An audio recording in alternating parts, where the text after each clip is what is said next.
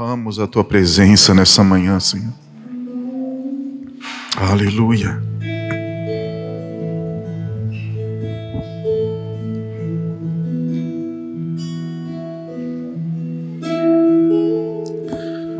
Bom dia, irmãos. Tudo bem com vocês? Queria que você abrisse sua Bíblia no livro de Êxodo. Queria compartilhar uma palavra essa manhã. Êxodo, capítulo de número 12.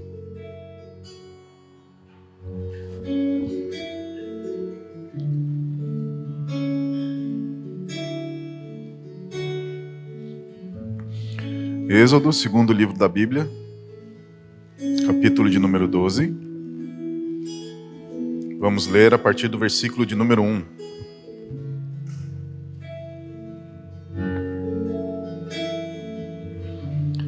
Diz assim: O Senhor disse a Moisés e a Arão, na terra do Egito: Este mês será para vocês o principal dos meses. Será o primeiro mês do ano.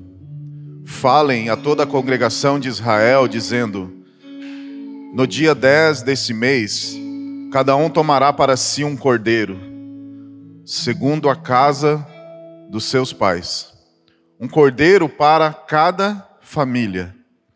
Mas, se a família for pequena para um cordeiro, então o chefe da família convidará o seu vizinho mais próximo, conforme o número de pessoas, conforme o que cada um puder comer. Por aí, vocês calcularão quantos são necessários para o cordeiro. O cordeiro será sem defeito, macho de 1 ano, podendo também ser um cabrito. Vocês guardarão o cordeiro até o 14º dia deste mês, e todo o ajuntamento da congregação de Israel o matará no crepúsculo da tarde. Pegarão um pouco do sangue e o passarão nas 2 ombreiras e na viga superior da porta, nas casas em que o comerem. Naquela noite, comerão carne assada no fogo, com pães sem fermentos e ervas amargas. Não comam do animal nada cru, nem cozido em água, porém assado ao fogo, a cabeça, as pernas e as vísceras. Não deixem nada do cordeiro até pela manhã. O que, porém, ficar até pela manhã, queimem. É assim que vocês devem comê-lo, já prontos para viajar, com a sandália nos pés e o cajado na mão, comam depressa. É a Páscoa do Senhor. Porque naquela noite passarei pela terra do Egito e matarei na terra do Egito todos os primogênitos, tanto das pessoas como dos animais.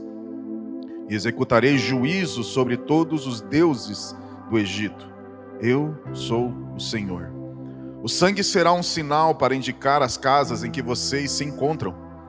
Quando eu vir o sangue, passarei por vocês, e não haverá entre vocês praga destruidora, quando eu ferir a terra do Egito. Este dia lhe serás por um memorial, e vocês o celebrarão como festa ao Senhor.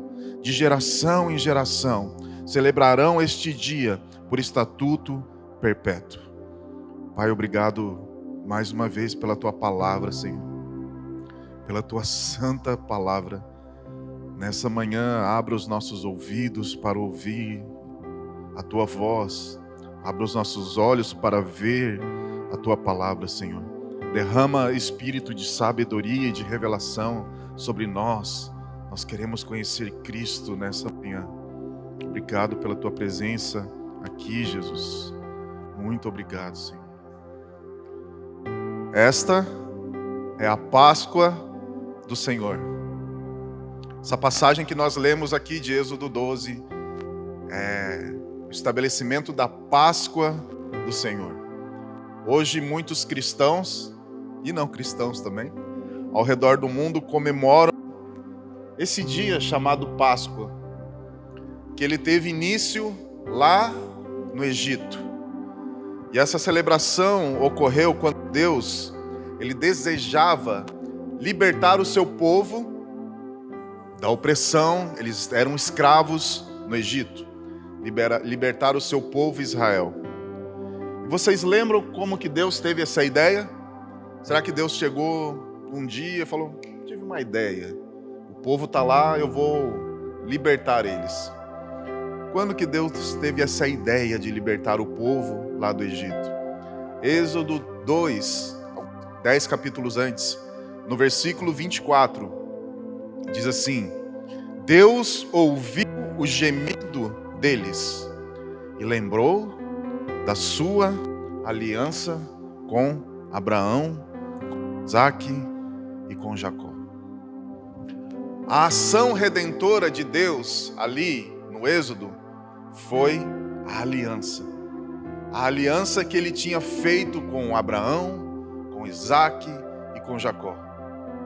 Essa foi a ação redentora de Deus. A aliança.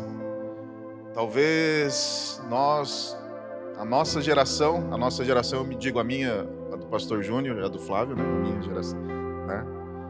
A do Gessé, cabelos brancos. Ela não compreende o que de fato é uma aliança. Porque as pessoas, elas vivem quebrando alianças, tanto em casamentos, quanto em famílias, quanto em igrejas. As pessoas saem de igrejas, mudam de igrejas todo momento, sem falar nada uns com os outros. Nós estamos acostumados a quebrar alianças. Deus é um Deus que Ele cumpre a sua palavra. Deus é um Deus que Ele cumpre a sua aliança. Se realmente Ele prometeu, não se preocupa, porque Ele cumpre aquilo, Ele zela pela sua palavra. Então o Êxodo e a Páscoa para um judeu, ela se funde, ela é a mesma coisa. O Êxodo, não vamos ter tempo hoje, o pregador já começa reclamando de tempo, é bom, né, Jessé? Mas o Êxodo e a Páscoa são a mesma coisa para um judeu. É a história de Israel, é a mesma coisa ali. E qual que é a mensagem que Deus está falando para Faraó, que Deus está usando Moisés ali no Êxodo, falando: deixem o meu povo ir para me adorar. Essa é a mensagem. Todas as pragas, tudo que Deus envia ali sobre o Egito, a mensagem para o Faraó é: deixem o meu povo ir para me adorar. Essa era a mensagem. Deixe o meu povo ir para vir para mim. E eu queria que você tivesse em sua mente o que o povo estava fazendo lá no Egito. Eles estavam escravizados. Eles eram escravos. Eles não tinham uma terra, a terra não era deles. Eles estavam sem esperança. Eles eram os escravos ali, daquela região. E talvez um filho chegava em casa e ele via o seu pai, e quando ele chegava em casa, talvez ele tinha levado muitos açoites naquele dia, e ele tinha levado muitas chibatadas, como diz no Nordeste, muitas chicoteadas, porque eles eram escravos. Eles sofriam ali. Eles não apenas estavam morando ali, mas eles sofriam ali, sofriam muito. E a palavra diz aqui para nós que Deus ouviu os gemidos deles. Porém, me parece que teve um dia em que esse filho chegou em casa, o seu pai acolheu ele, e o seu pai virou para esse filho que tinha talvez levado chicotadas o dia inteiro como escravo. E ele olhou para o filho e disse: hoje acaba a nossa escravidão. O dia é hoje. Hoje nós vamos sentar à mesa diante de um cordeiro. E a partir de hoje, nós não seremos mais escravos. Hoje chegou o dia da nossa libertação. Hoje é o último dia que nós seremos escravos. Hoje é um dia que nós vamos celebrar. Nós vamos estar diante de uma mesa, de um cordeiro. Nós vamos sentar a essa mesa e nós vamos celebrar. Me parece estranho, porque a gente não consegue compreender Deus muitas vezes, mas uma das maneiras que Deus trabalha nas Escrituras, parece que Ele escolhe sempre um dia, onde tudo será mudado. Parece que Deus escolhe um momento na história, onde esse momento, pronto, acabou. E Ele decide e Ele faz. Para o povo de Israel, nesse momento, era esse dia. Eles iriam ser libertos. Pronto, acabou. Quando Isaías ele foi purificado com aquela brasa viva no altar, o Senhor falou para ele: olha, a tua iniquidade acabou aqui agora, foi tirada. Quando Jesus morreu na cruz por nós, Ele morreu de uma vez por todas. Nós somos perdoados pelos nossos pecados. Jesus, de uma maneira, em uma única vez, nós fomos justificados em um dia. Este é o dia. Este é o dia, como Isaías diz, este é o dia, este é o ano do Senhor. Me parece que nós somos uma geração que ela procrastina as coisas. Nós sempre deixamos para amanhã. E para amanhã, depois de amanhã, e depois de amanhã. E Deus parece que Ele não procrastina as coisas. Ele cumpre aquilo que Ele prometeu. Ele decidiu, hoje vai ser o dia. E além de nós, muitas vezes, procrastinarmos muitas coisas, nós perdemos a nossa fé e a nossa esperança em crer no poder da palavra de Deus. Nunca na história houve um povo que vagueia tanto em dois pensamentos como nos dias atuais. Nós duvidamos da palavra de Deus. Nunca na história houve um povo que vagueasse em dois pensamentos. Existe sempre mas será que é isso mesmo? Mas e se... Não, mas nunca existiu na história. Eu tenho um amigo, um grande pastor, que esses dias ele foi falar sobre algo da Bíblia. Ele falou sobre maledicência.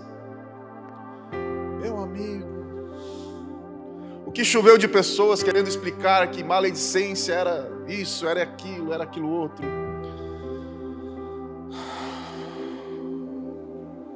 A gente nem está falando de coisas muito difíceis na teologia. Nós estamos falando algo simples da palavra de Deus. Parece que nós sempre, como o Gessé fala, nós temos um contorcionismo muito grande. E a simplicidade daquilo que está escrito para nós não vale.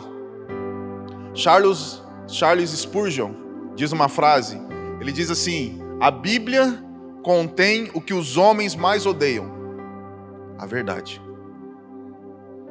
A Bíblia contém o que os homens mais odeiam, a verdade. Então é muito fácil a nossa geração achar erros, não acreditar, não ter uma fé, porque isso vai de encontro ao que nós não queremos. Nós não queremos a verdade. Deus liberta o povo de Israel, e esse povo volta para Ele. E esse foi um marco tão grande na história de Israel, que Deus manda eles celebrarem essa festa, a Páscoa. Durante quanto tempo? Para sempre. Será um estatuto perpétuo, vocês vão celebrar essa festa para sempre. Israel, ela festeja, não é apenas uma festa comum. Eu queria que você entendesse que a Páscoa não é uma festa comum. Ela é um marco de libertação na história. E Deus manda eles fazerem quando? Só 5 anos. Só 10 anos. Não, 20 tá bom. Não. Deus manda eles festejarem para sempre. Então nós temos o livro de Êxodo. E quando nós passamos várias histórias, anos e anos, 2000 anos, nós chegamos em Jesus. Em Lucas capítulo 22, se você tem uma Bíblia aí, você pode abrir.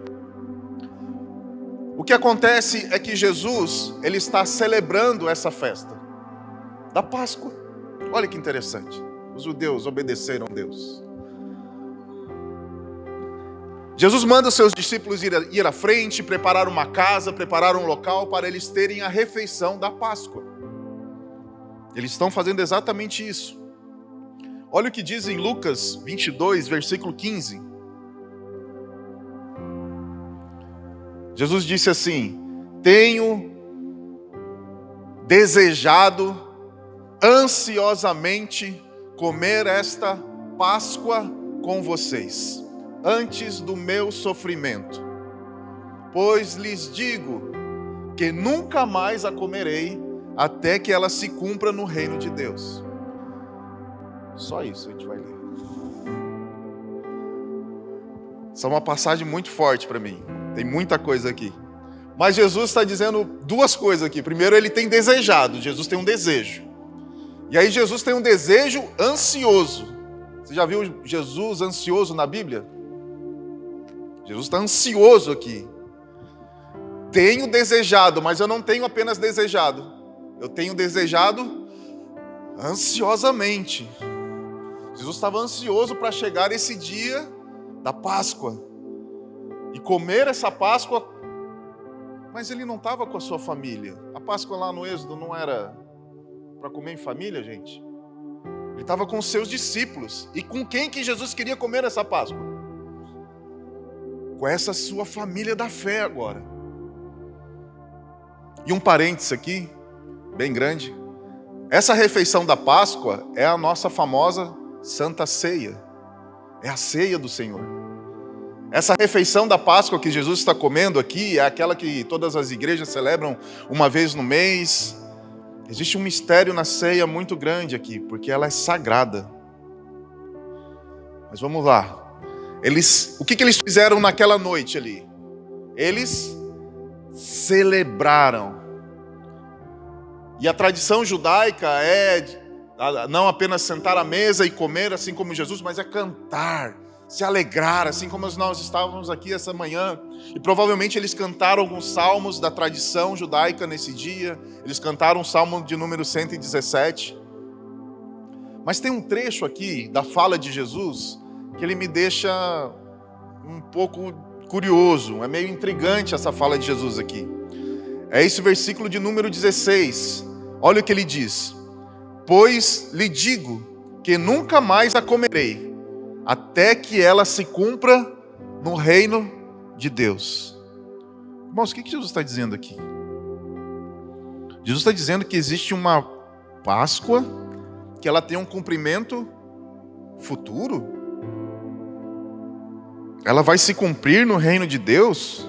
O que Jesus está querendo dizer? Eu não estou entendendo, Jesus.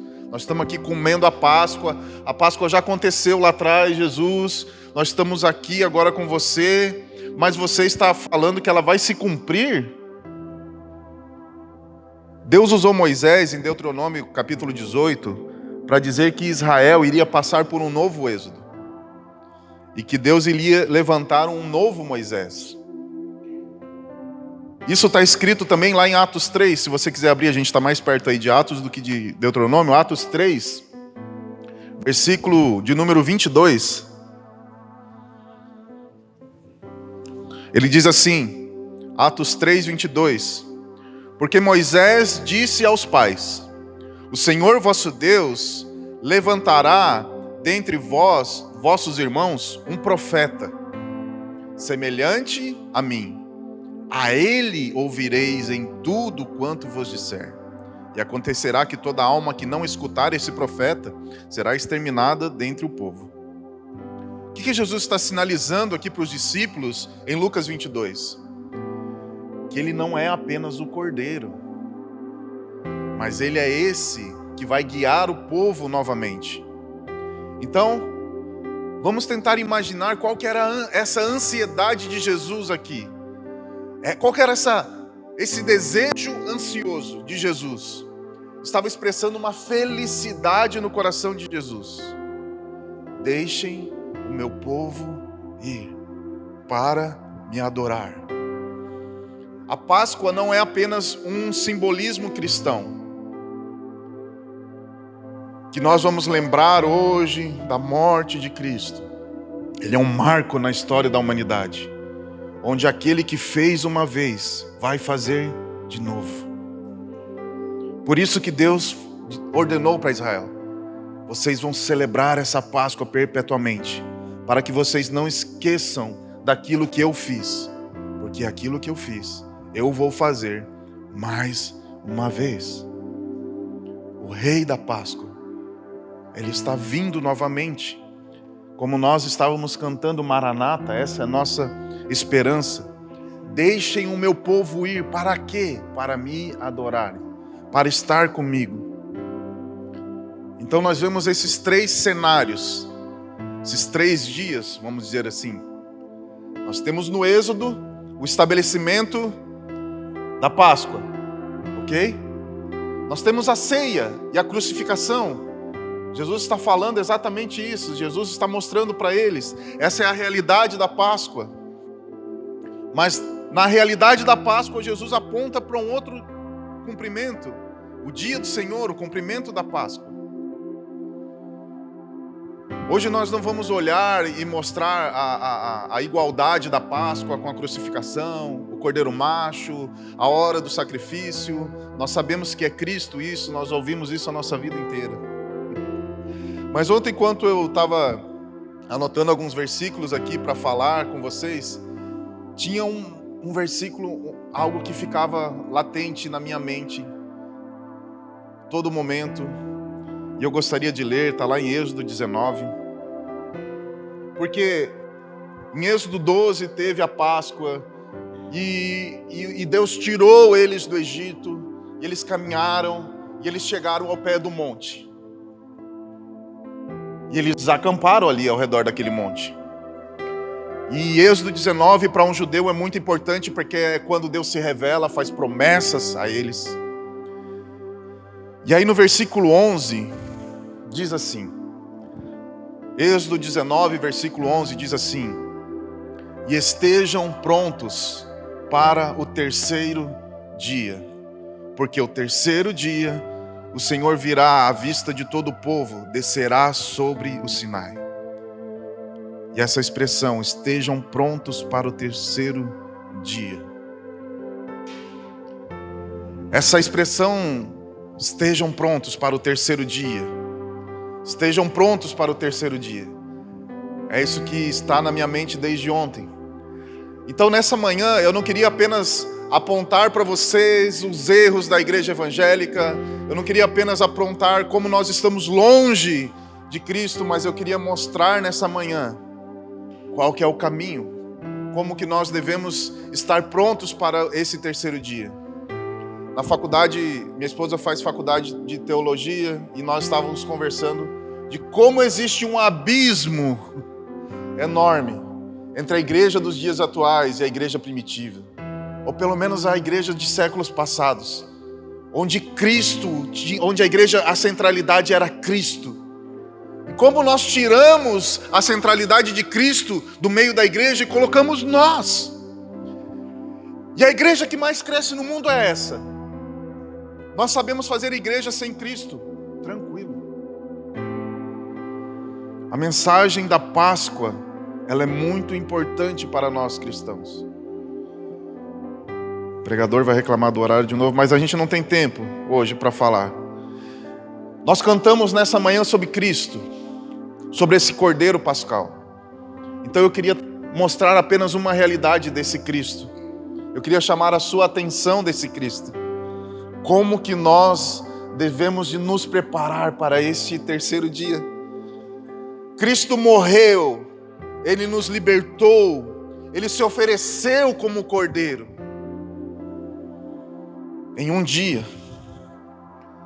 Assim como eles estavam escravos ali no Egito, existe um dia que Deus estabeleceu onde nós não teríamos mais o pecado, onde nós não sofreríamos mais a ira de Deus.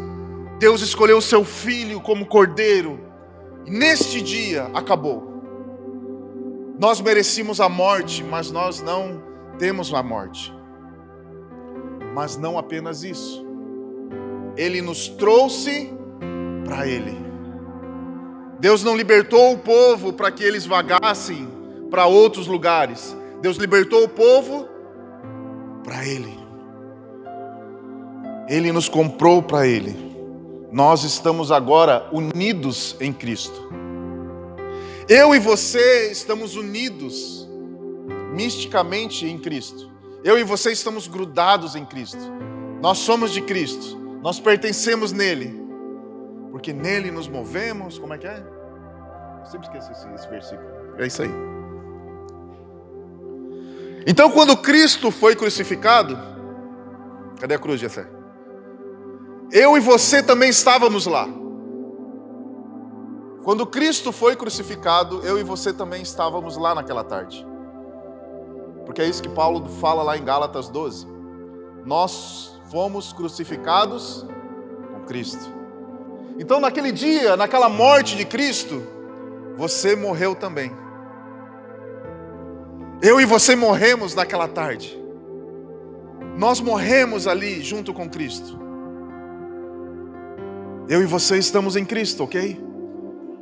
Mas quando Cristo foi ressuscitado, eu e você estamos unidos nele. Nós também ressuscitamos dos mortos. Nós que estávamos mortos em nossos pecados, ganhamos vida nele.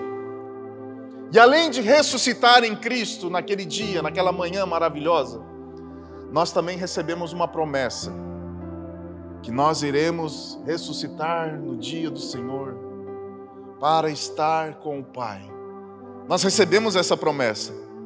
Paulo disse que nós estamos assentados nas regiões celestiais com Cristo. Entende? Entende que quando nós dizemos que nós estamos nele, não é simplesmente, Jesus está comigo todos os dias. Não, eu e você estamos com Cristo. E Paulo afirma isso. Nós estamos assentados com Cristo nas regiões celestiais. Queira no seu dia bom ou no seu dia mau, no dia que você não está legal, você está assentado com Cristo nas regiões celestiais. Eu não sei se você entendeu isso. Porque essa é a realidade que a cruz trouxe para nós. Deus não te tirou da fila do inferno, aqui é a fila do inferno, a porta é ali, o capeta está lá na porta. Não, Jesus me salvou. Agora, não, então vem para cá, tem o Gabriel, está na porta ali, te colocou na fila do céu. Não foi para isso que Deus te libertou. Não foi para isso que Deus libertou o povo do Egito. Ele te libertou para Ele, Ele te salvou para Ele. Nuno, como é que você está falando uma coisa dessa? Jessé pediu para eu não pregar heresia hoje. Sabe qual que é a maior prova? O Espírito dele habita em mim.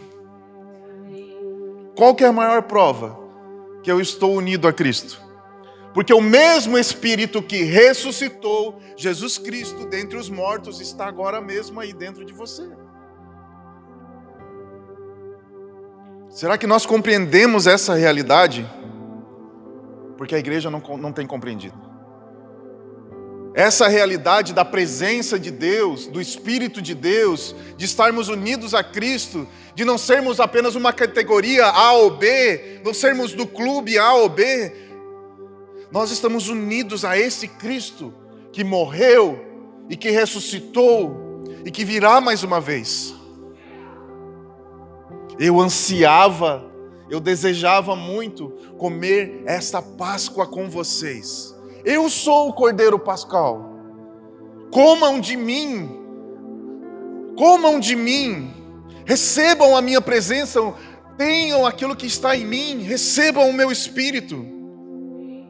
A igreja de Cristo tem vivido décadas de uma letargia espiritual. O Deus desse século tem tocado uma canção de ninar e a igreja está gostando muito porque ela está dormindo. Aquele que ressuscitou Cristo dentre os mortos, mora dentro de mim, mora dentro de você e quer trazer vida a esse corpo.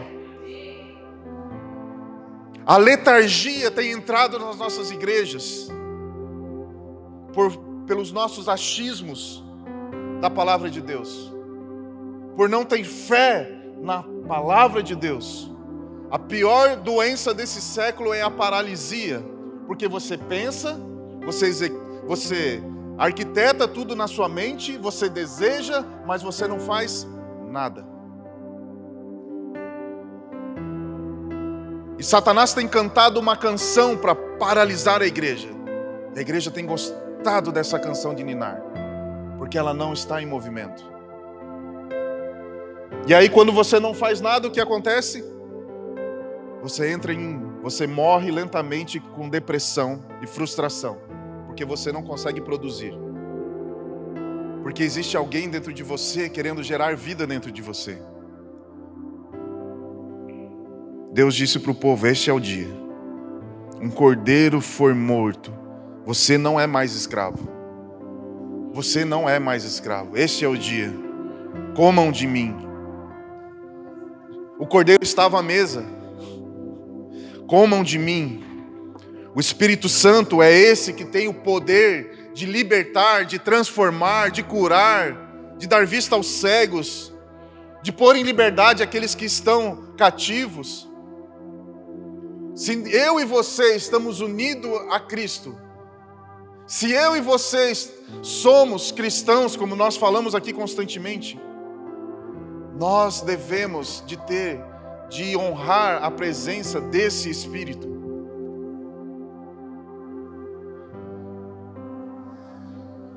Nós devemos de ser esses que desejam a crucificação, que anseiam pela ressurreição. Um cordeiro foi morto. A celebração traz vida a nós. A celebração da Páscoa hoje nos lembra de algo que o Senhor fez, daquilo que Ele está fazendo e daquilo que Ele irá fazer. É essa bendita esperança que deve afetar as nossas vidas. Mas mais do que isso, talvez vir à igreja não nos torna esse tipo de gente, de pessoa. Porque muitas vezes o nosso pensamento pode vaguear. Será que está escrito mesmo? Será que, olha, o que eu vejo muito é pessoas com altos e baixos, altos e baixos, altos e baixos. Porque elas não estão firmadas na palavra de Deus. Porque elas não acreditam, elas não têm fé que Deus fez realmente. E por que Deus está mandando Israel celebrar essa Páscoa perpetuamente? Para que eles não esqueçam daquilo que o Senhor fez. Porque aquilo que Ele fez, Ele irá fazer mais uma vez. Não importa se Deus vai enviar de novo Israel, ou a igreja, ou sei lá o que, para um tempo de êxodo. Ele falou que Ele iria levantar um novo Moisés. Para quê? Para libertar o povo. Para quê? Para trazer de volta para a sua presença. Será que a igreja nesses dias ela tem vivido com o poder do Espírito Santo? Não, eu acho que Deus não deseja agora, acho que não. Foi lá em Gales, foi lá em Azusa, eu acho que não, eu acho que não, eu acho que nós não desejamos a presença de Deus. Eu acho que nós não estamos muito longe dessa igreja, que é a imagem e semelhança de Cristo. Eu acho que nós precisamos, como igreja, tomar um passo. Na verdade, eu acho que nós, como igreja, nós precisamos nos converter ao Senhor. Senhor, eu acredito na Tua Palavra, a Tua Palavra ela é infalível. O meu alto e baixo, o meu eu estou bem hoje, eu não estou bem semana que vem, ele é fruto disso. Porque nós não olhamos para a Palavra de Deus e temos a fé na Palavra de Deus, que ela pode transformar as nossas vidas. Ou Cristo morreu em vão, então. O Espírito Santo, o mesmo Espírito que ressuscitou Jesus Cristo dentre os mortos, está disponível, você não precisa pagar nada para Ele. O preço já foi pago, Jesus já fez tudo. Nós precisamos apenas acessar. Nós precisamos apenas estar a essa mesa e comer desse cordeiro. Jesus disse para nós comermos e bebermos dele. Comermos desse cordeiro.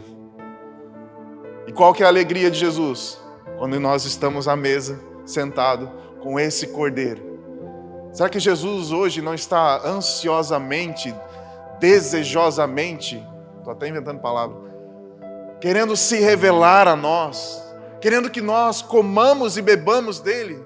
Porque todas as vezes que vocês comam e bebem, vocês anunciam a minha morte. Nós estamos lembrando dele. Essa é a Páscoa do Senhor. É quando o Filho de Deus foi dado por mim e por você. Mas não apenas te tirar da fila do inferno, te colocar na fila do céu. Ele deu o próprio Espírito. Ele deu a vida dele. Ele deu ele mesmo. Para que nós agora sejamos imagem e semelhança dele. Eu queria orar nessa manhã contra todo o espírito de letargia que está afetando a igreja de Cristo ao redor do mundo. Nós não fomos chamados para ser uma igreja que não anda no Espírito. Não foi para isso que Deus nos chamou. Não foi para isso que Cristo morreu. Para que agora nós vivêssemos uma vida desconectadas da sua presença, desconectadas do seu Espírito, desconectadas dele. A igreja tem escutado essa canção de ninar durante muitos anos. Mas eu oro nessa manhã que o mesmo Espírito que ressuscitou Jesus Cristo dentre os mortos traga vida à igreja de Cristo mais uma vez. E que essa esperança, ela seja impregnada nos nossos corações. E que nós possamos nessa manhã celebrar, porque nós temos uma viva esperança, não só no futuro, mas hoje. Nós temos a presença de Deus disponível a nós. Será que nessa manhã nós podemos celebrar a morte? A morte que nós merecíamos. A morte que eu e você merecíamos. Deus não nos chamou para um tempo de paralisia. Deus não nos chamou para um tempo de não fazermos nada, de ficarmos parados, ouvindo o tempo passar. E será que quando Deus quiser Ele vai fazer? Deus nos chamou para ser uma igreja em movimento pela sua presença. Não um movimento em conquistar coisas e fazer coisas, mas se movimentar a partir da sua presença, da presença do Espírito. Ele quer que nós comamos dele. E o que acontece quando nós comamos dele? Nós recebemos a vida dele. Nós recebemos a presença dele.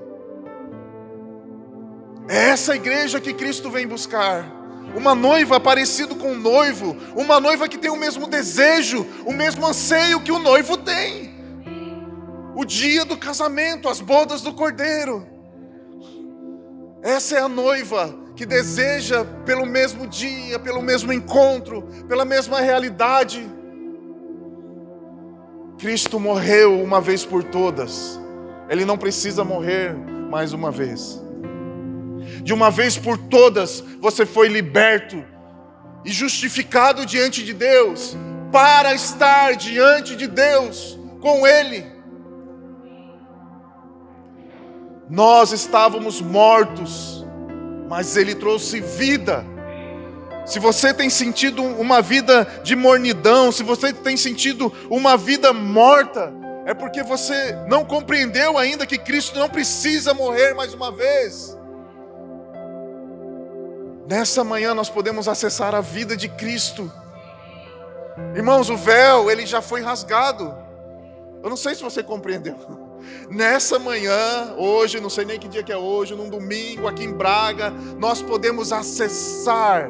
Não existe nada que impeça eu e você de entrar na sala do trono, de estar diante do trono da graça e receber o Espírito que ressuscitou Jesus Cristo dentre os mortos. Será que Ele não tem poder nessa manhã para libertar as nossas vidas? Será que Ele não tem poder nessa manhã para curar as nossas vidas? Será que Ele não tem poder nessa manhã para dar vista a nós? Cristo ressuscitou, e não apenas ressuscitou dentre os mortos, mas Ele quer dar vida à sua noiva. O que nós temos buscado? O que nós temos buscado? Será que a nossa própria vida, nosso próprio prazer? Para onde nós estamos correndo como igreja? A W. Tozer diz uma frase, e ele fala assim, ele fala, olha, imagina se aqueles 4 seres viventes que estão lá no céu agora mesmo, cheio de olhos, os bichos muito estranhos, se eles assumissem as nossas igrejas, eles fossem pregar para nós. Sobre o que eles pregariam? Sobre o que esses 4 seres viventes pregariam para a igreja de Cristo ao redor da terra? Eu tenho certeza que eles pregariam sobre a beleza, sobre a santidade daquele que está sentado no trono. Se outra mensagem tem sido pregada para nós, é porque falta visão do trono de Deus, falta visão e revelação da presença de Deus, que hoje está disponível a nós. Eu queria que você ficasse de pé para nós, junto comigo, orarmos nessa manhã.